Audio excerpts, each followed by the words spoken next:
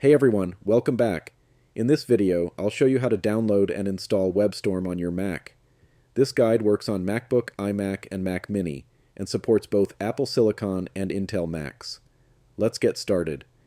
First, open any web browser. I'm using Brave, but Safari, Chrome, or Firefox will work just fine.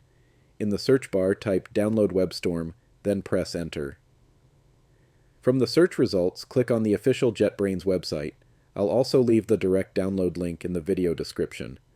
Once you're on the WebStorm download page, choose the correct version for your Mac, either Apple Silicon or Intel. If you're not sure which one you have, click the Apple menu in the top left corner of your screen and select About This Mac.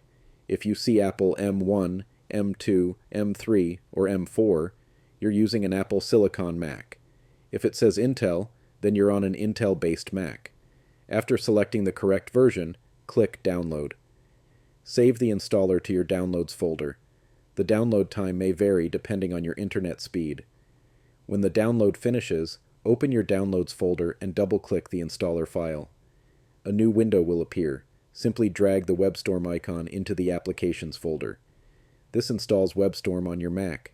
Once it's done, you can close the window and delete the installer file to free up space. Next, open Finder. Go to Applications and locate WebStorm. Double-click to launch it. If macOS shows a security message saying WebStorm was downloaded from the internet, click Open to continue. When WebStorm launches for the first time, accept the user agreement by clicking Continue. You'll then be asked to activate the app. If you already have a license or subscription, click Activate Code and enter your details. Otherwise, select Start Free Trial to begin using WebStorm for free. And that's it! WebStorm is now installed on your Mac, and you're ready to start coding. If this video helped you, don't forget to like, subscribe, and turn on notifications for more simple and helpful tech tutorials. Thanks for watching, and I'll see you in the next one.